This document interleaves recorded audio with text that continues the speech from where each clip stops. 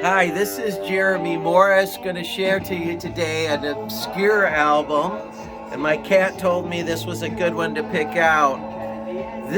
Most people, when they think about Pink Floyd, they talk about Dark Side of the Moon. We hear about that all the time, but here's one you may not have seen: Dark Side of the Moon. And this is an interesting album because what it does is it collects up a lot of Pink Floyd's rare singles that came out in the late 60s and early 70s. And why would this be an important album to own?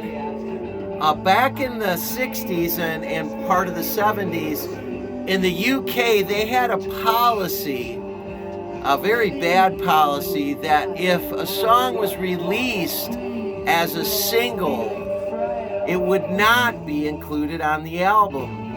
And this happened with the Beatles and many of the UK bands. They put out a single and it become a hit, but the policy they had, the record company policy, especially with EMI, is they would not put those singles on the LP.